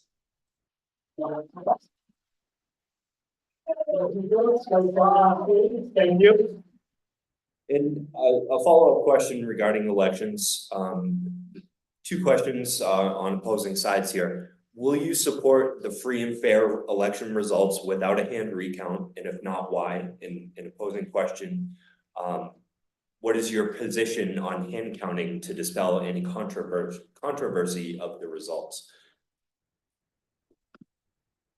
Well, I was a bank teller, and I'll tell you what County does, is that it messes up your door sometimes. And that's why you see, when you go to the bank, they count all of your money with electric money counter. And it's because humans are prone to error, especially on very complicated ballots where you are voting for different things in different parts of the county. I would not ever advocate for a hand count when we have the technology that we have in Waukegan County. What was the second part of the question? Sorry. Thank you. Would you consider it? Oh, I'm sorry. Basically asking for your opinion on hand counting. Would it help dispel controversy of results? Or would you support a free and fair election without a hand recount? You know, the controversy that's being created is by elected officials who know better. They are creating the controversy. They are making sure that you don't have trust in your election system because they lose. They don't like the outcome, so I'm not gonna certify the vote. So that is not the role of a leader, and again, you heard my thought on federalism, I'm like, yes, that is the way that we run our country. And so, I'm saddened that people have distrust in our election system. We are working so hard at Washington County to dispel myths. And you're going to see a big campaign before the election to show how the election system works, because so many people do not understand how it works and how important it is to make sure all of your votes count. I think we all can agree, all of our votes should count. And when you decide not to certify, an election, you discount all of your votes. That is not the American system. Our job is to elect, is to go to the ballot box every 2 years and elect the person that we want to elect and accept the results. And since Trump has gotten elected, we've decided in this country, we don't want to accept the results. That's what leadership has done. It has gone down to our local community members and local officials who are part of this MAGA movement. And they are trying to take away the rule of law. They are trying to take away representative democracy. Please refrain comments, folks. And this is something that's very serious and scary, and you should take very seriously. So you should listen to the answers of folks who represent you and how they want to move forward with elections, because it is all of our elections that matter. It is the governing of this community, of this country that matters. And I want to see it done free and fair, and I don't think that it's right to create chaos in our election system. Thank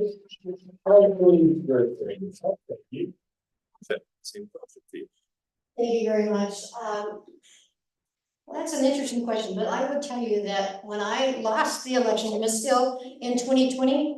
The election is certified in December, and I certified the election that I lost. I did not come forward and say, well, there's no way I lost, she cheated, or what, they cheated, or somebody stole this away. I didn't do that, because I do agree that elections are important, and we need to make sure everybody's heard and everybody has a right to speak. I don't think that's the real concern of what happened in this particular issue. I personally think certification of elections is important. I think it is. But so is the feeling that the constituents are being heard. The voters are being heard. And I think that was the point. And I'll tell you very frankly, I probably, had I been sitting in that, I probably would have certified the vote originally, probably because it's my nature to just kind of fix things that way. But here's what happened when it went to a recount. That's not certifying election. That's certifying a recount. And those people who paid for this with private money, not your money, not taxpayer dollars, not fees from any of you, but private money came forward to pay for the recount. They asked one thing: please hand count the issues. And there's no law in the state of Nevada that says that can't happen. Now, there is a law that says elections, as the vote is cast, then so must the vote be counted. And that's why the machines. But what about all those people like me who wrote it on your ballot and took it in? That's not cast by machine. That's cast by hand. And if you want to get technical with the words that are in the law, you got to look at all the words that are in the law. And that's what didn't happen. We could have solved this whole problem, all of those hearings and all of those people being presented. Probably we could have solved the problem of this going to the Supreme Court, although personally I think that's a good thing, because I think we need to have the answer and get rid of, we need to have the answer to why Nevada is one of only 3 states in the nation that still have any aspect of doing so. Nevada is the #1 user of doing so. I don't remember the 3rd state, but the 2nd state is Arkansas. Yeah, I always never want to compare ourselves to the state of Arkansas, but okay. Arkansas only has it for the purposes of a militia.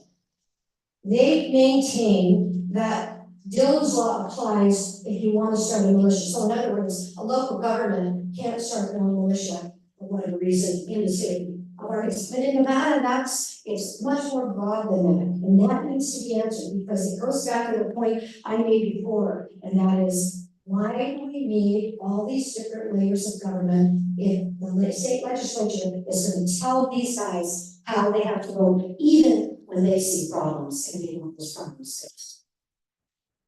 Thank you, Marco.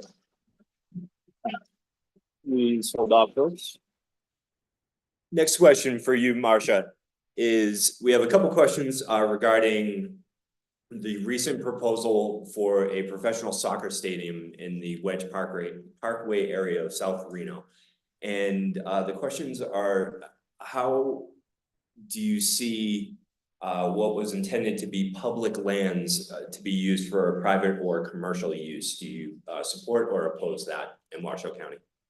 Well, I support it if the deed is that it's the passage of the county in the first place is in fact supportable. But that's not the case in this particular issue because the daughter of the owner who deeded it, the owner of the property who deeded it to the county, has said point blank her father would have been unhappy with this particular issue. Secondly, that's probably not a really good place to put a 10,000 seat, and I believe that's the number of seats, a 10,000 seat stadium. It's right off a highway, of Mountains Highway. So you want to talk about traffic problems in Anaheim Village? Yeah, you have traffic problems you won't believe. As soon as people start coming over from California and realize it's a lot closer and a lot faster to come over Mountains Highway than it is to take the freeway to get to the soccer games. And soccer is very, very important. We all know how much people like the soccer. Soccer was played at Aces Stadium for a while, and they really loved it. They actually got more people to visit soccer than they did get baseball, which may be why soccer's not played there anymore. I don't know. I didn't talk to Mr. Simon about why they removed the soccer, but regardless, that is probably not the appropriate location. And already there's another location in Reno. It's out on somewhere, Parr Boulevard. I'm sorry, I think it's Parr Boulevard.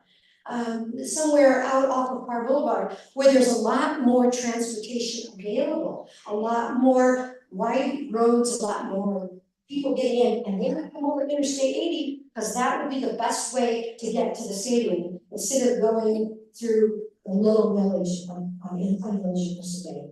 And so I don't support it. I freely admit to you guys, I have not delved into the entire thing, but just from the comments that I received from a number of different people who are in that area, I would not support it without some really serious digging to figure out how they're gonna make it work in that community, how they're going to widen the roads so the traffic doesn't become crazy, and whether or not the citizens who live in that area support it. And my understanding is from the one cabinet hearing that they had, there were numerous people, maybe around over 100 certainly there, and no one supported it. And that's the thing that I go back to, that I tell you again, I support what the citizens support. It isn't the job of elected officials to tell you how you have to live in your community or where you have to live. As long as you don't tell me that, I promise you I will never tell you that. It is the job of elected officials to make sure that you guys are getting what you want. And there's a lot of citizens in that community who are unhappy. So a couple things, you gotta look at the deed to see what the deed restrictions are. And there are deed restrictions on a lot of parks that were donated to the county, a lot of land that became parks. So you gotta look at the deed restrictions, that's extremely important. And then you gotta ask the citizens, do they agree with them? Thank you, Marcia. Thank you, folks. And Alexis, please. Just to give it a little bit of context, the county has a lot of properties that have been donated to us from families or from different sort of property acquisitions, and they're not fully developed. So the South Valley's athletic area is not fully developed. And why is it not fully developed? Because the county does not have all the money in the world to develop all of these different recreation areas. Actually, there was a private proposal that came through in that area for ice skating. And that has been very popular for the community, and that was a public-private partnership to develop that. The specific question on this soccer field, it's not going to go to the Board of County Commissioners until or if the Parks and Open Space Commission gives their blessing and has a full review of this process, so we'll see when that comes before the board. I would say the bigger issue and the issue you should be concerned with as community members is why isn't the county able to invest in our parks? Why are we not able to invest in our open space, connect trails? Why do we not have the money to do those things? Why do we have to do these public-private partnerships? And it's essentially there is not enough money to do all the things, even though we need more soccer fields for our kids, we need swimming facilities all throughout this community. People deserve to be outside, people deserve to recreate. And I would like to see how we can create a regional parks district with Rain on Stars and try to find some revenues to ensure that we can invest in our parks, because otherwise these proposals that are coming from private interests that may have a community good, which my understanding is, anything that goes before the Parks and Open Space Commission for the use of public property needs to have a community good, they'll continue to come because we cannot invest in our own properties. And this is the broken system that we have in the state of Nevada. I believe that we need to ensure that all kids in our community have access to recreation. Thank you, Alexis. All right, folks. For the next question, we have several about evacuations, and this is one I'm curious about as well, is we never know the numbers or statistics. What is the capacity for Incline Village, Crystal Bay on a given day, and what is the number of people that could be evacuated in an emergency? And I know there's lots of factors that fold into that, but it often seems like further development and different projects are aimed to bring more people into the basin. And of course, we want to do that to support businesses and encourage tourism. But where is that limit when it comes to evacuations? What is the capacity of the area in terms of wildfire evacuation? Well, we know that TRPA has already put a capacity on development for the whole of Lake Tahoe. It's true, we don't have a way to ensure that a certain amount of people come into this lake area. And that is a difficult thing for us to manage, especially in peak times. I know you're all feeling it.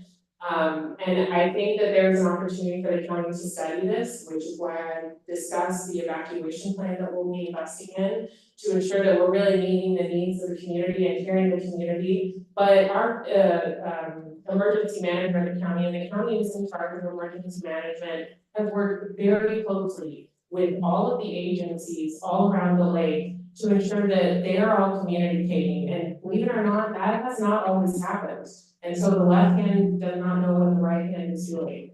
And I think that it's really important that we invest in our public safety resources, which I have done as a county commissioner, and the North Lake Tahoe Fire Department is allocated property tax through Incline Village and Crystal Bay to ensure that it is such a great district.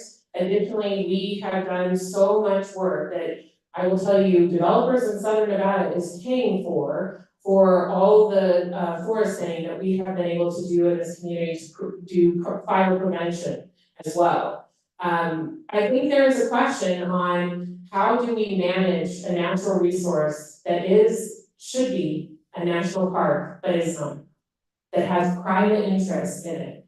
How do we do that? How do we ensure that we all have access to this incredible natural resource? How do we protect this natural resource? These are the questions that I am asking all the time as your commissioner.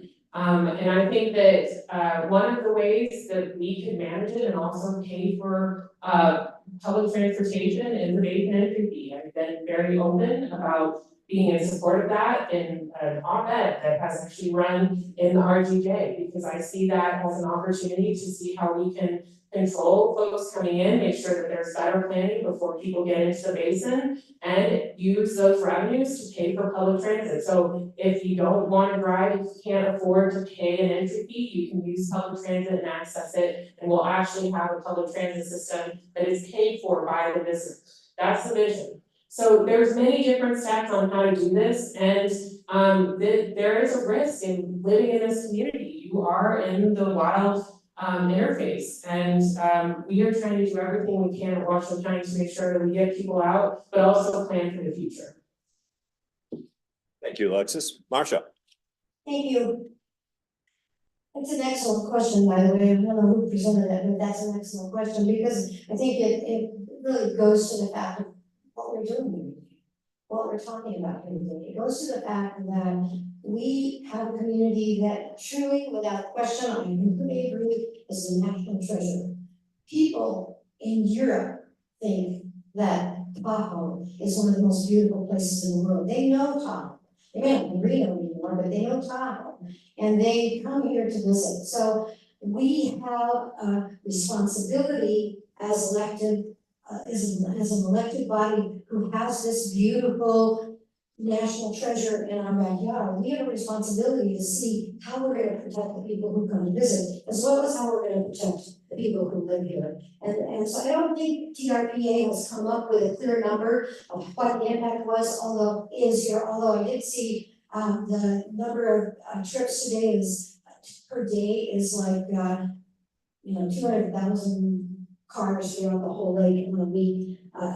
And that's during the shoulder season, not during the heavy season. It's much higher than that during the heavy season. I don't remember all the numbers because frankly I didn't look at it, but I do think that putting a fee on people who come into the valley, and I mean into the basin, is dangerous. And the reason I think it's dangerous is how's it gonna impact you who live here? Are we just gonna say, oh, you only have to pay if you're a visitor? How do you do that when you're going through a fee station?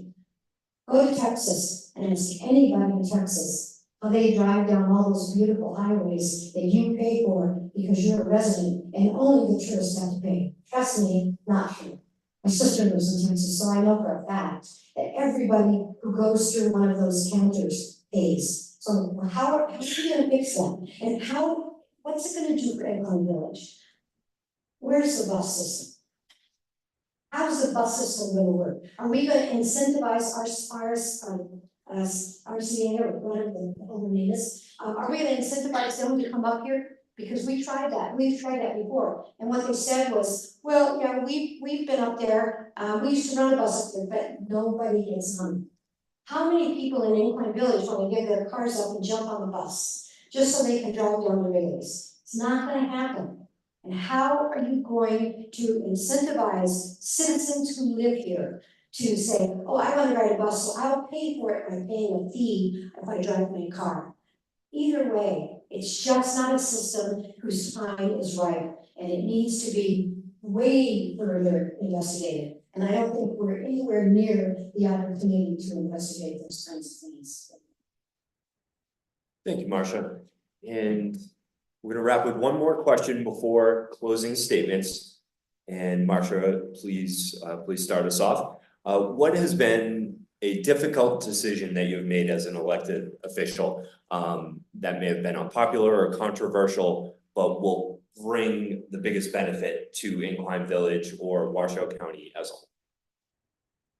The biggest issue that I have dealt with was arguing with TTD, my Tahoe Transportation District, when they wanted to buy that land in the first place and put a mobility hub in that, or bus station or transfer station, whatever they called it. I think it was a transfer station.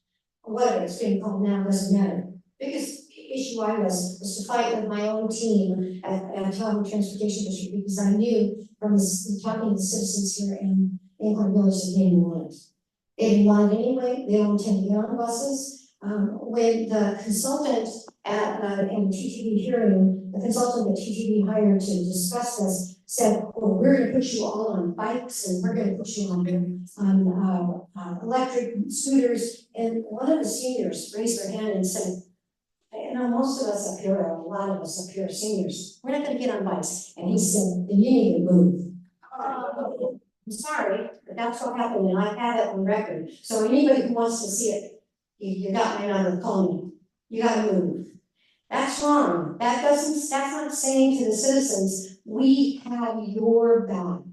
And we're going to do what you want done in your community. And there's a lot of things that need to be done up here. Transportation is just one of the many. And I appreciate the work that Linda and her team have done, because they really are working very, very hard to try and unify this and bring a lot of things together. I appreciate the work that TTD has done around the lake. But what is the benefit for the citizens who live in Incline Village? And I keep going back to that question, and I don't get an answer. So that's my biggest concern, was that I had to go against my TTD team, who really felt it was a good idea, but it didn't. It wasn't a good idea. Whose time was right? Thank you, Marcia. Alexis. Well, I actually am most proud of purchasing that land because there was significant pressure not to do that. And I believe that having the old elementary school kept in government hands to ensure that we can do a public process, to ensure that we can fulfill the needs of this community, it's a difficult decision. There were many people who were very concerned and upset, but I believe it was the right decision to invest in this community. And I have not been scared or shied away from difficult decisions. If you can imagine, when we asked for the redirect from our CDA funds to come back up to Incline Village Crystal Bay, there are people who are down in Reno who would have a major problem with that. That's a difficult decision. As chair of the Board of County Commissioners, I am faced with difficult decisions every day.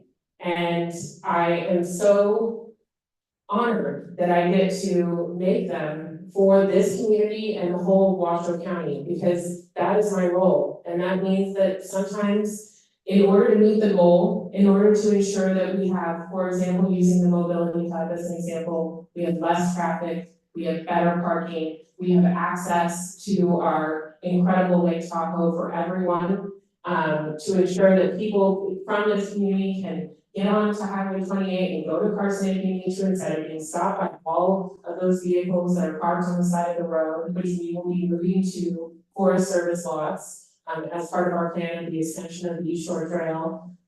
These are the goals. We've got to do something with the resources we have and the political will that we have at the time and the opportunities that we have to actually make a move and do something right. And that is what I promise I will do for you every day as a county commissioner. I try to see what your goals are and I try to make the best decision that I can for you with the resources we have and the opportunities we have before us. Because I ran for office because I saw so much inaction. I am continually having to clean up a decade's worth of inaction because it may be unpopular. And I feel like that's wrong. That's why I ran for office. That's why I love serving this community, because I believe that in the 3.5 years that I have been serving this community, I've done more for this community, and I've heard this from many community members. And I'll tell you, community members, I don't just listen to the loudest voices in the room. I hear from community members who are too intimidated to come to events like this because of the rumblings you hear, the intimidation that is created at public events. I listen to those voices too. And many people want to see a mobility hub in this community, and they see it as a solution. Thank you. Thank you to both candidates for answering all these questions. We have many more, and hopefully we can type these up and convey them to you. But now it is time for a 5-minute closing statement. And Alexis, would you please start? Thank you. Thank you. I find, especially in this time of so much uncertainty and so much anger and so much worry in our communities and our country, that people can become quite cynical about politics. And they can think, it doesn't matter if I vote, it doesn't matter if I show up. And I'm so overjoyed that you all took the time to listen to my opponent and mine tonight, because I think you can see a stark difference in the way that we govern, the way that we lead in Washington County. And that is why I have been working so hard since I was a kid to make this community better. I'm invested in this community. I love living here, and I'm not going away. I'm committed to making sure that I deal with the difficult questions and solve your problems the best I can with the resources I have. But as a county commissioner, and our president will tell you this, when he was a county supervisor, he said it was the hardest job he ever had, and it's because they know where you live, and they want to solve all the problems. And I love it though, because I do think that there are so many opportunities as county commissioner that I can lift your concerns to our senators, to our state representatives, and see how we can get things done by working together. My slogan is better together because I do believe that. I believe that working together, we can solve problems. And I think in the 3.5 years, you've seen me govern as a county commissioner. We have done so much work for our vulnerable populations. We've done so much work connecting communities with trails, connecting communities with multimodal infrastructure, investing in communities, meeting you where you're at on the ground. That is the role of a county commissioner. And it is difficult, but it's a joy because service to the community that you grew up in, there's nothing that you could want. I love doing it. I hope that you'll give me an opportunity to do 4 more years so I can finish all of these projects that I've been able to do for you. And that we can work together and continue to solve these problems because we're not going to solve them by just doing what the loudest person in the room tells us to do. We're going to solve them by collaborating and working together, and I'm committed to doing that.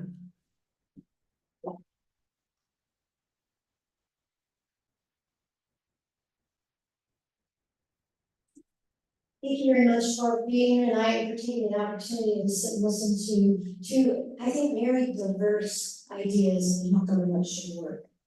In that respect, I totally agree with Ms. Hill. I believe that government should be controlled by the people, not by the elected officials.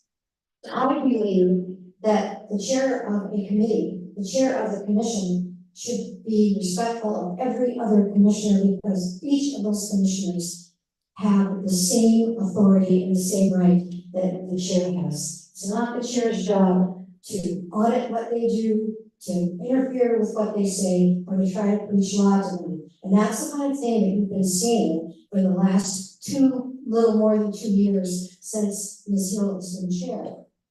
I also agree with one thing she said, and that was that the loudest voice in the room shouldn't control it. But what I don't agree with is that loudest voice in the room isn't always the people on the right.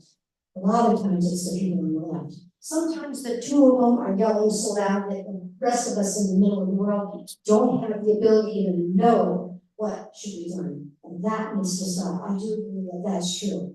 But one of the ways to make it stop is to stop catering to it. Stop bringing the group in their little green shirts or their little pink shirts or the group out in the back and stop letting them intimidate and threaten the commissioners. Because that's going on now and that's wrong. These commissioners have a responsibility to you, the citizens, not to you, the person who wants to stir up trouble. And I say that's happening on the left and it's happening on the right. One of the things I would tell you is that when Ms. Hill and I debated 4 years ago, had a forum 4 years ago, she accused me of being in the pocket of developers because the developers supported me. Historically, developers generally support the incumbent. I have Ms. Hill's CAE report that's reported to the state. And if you want to see where the big dollars are, look on here. If you want to see where the developers are, look on here. So if I was in the pocket of the developers 4 years ago, I guess that means Ms. Hill is in the pocket of the developers today. And although I agree that the developers and the people should work together for the betterment of the government, along with the elected officials, I do not believe it's solely the developers.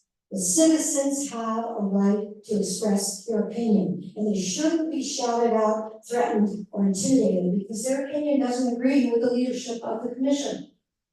And that is a serious problem with this commission. I did some research on commissions in Washington County, and frankly, I never ever found another chair who did what this chair has done to these commissions. I never found another commission that was as dysfunctional as this commission is, because they're so busy infighting and arguing with each other and creating havoc for everybody else, that nobody really knows what's going on at any given time. That needs to change. And if you want good leadership, you want good government, then you need to elect somebody who's gonna stand up and say, no, we are not gonna behave like 2-year-olds as we sit on the commission. We're gonna behave like adults, and we're gonna make a difference for our citizens. So please, I ask you this, elect me.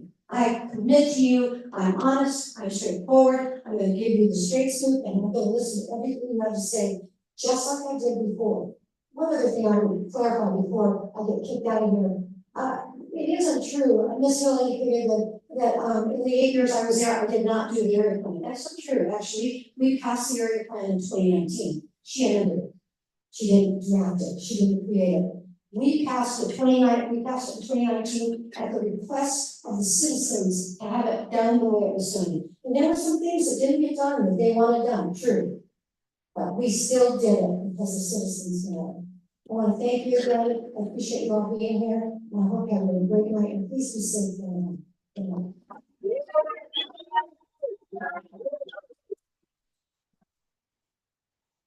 I'd like to thank our candidates, Alexis Hill and Marsha Berkbigler. Thank you so much for being here. We appreciate it. Would also like to thank the volunteer crew from the IVCBA and Community Forum: Denise Davis, Rhonda Tyser, Linda Offerdahl, Julie Malkin Manning, Jonathan Goldman, and Kathy Slocum. Thank you so much for your time and effort putting this together. Early voting begins October 19th at the public library, as well as other locations in town. Continues through November 1st. Election day, November 5th. We'll see you at the polls. Thank you, folks. Good night.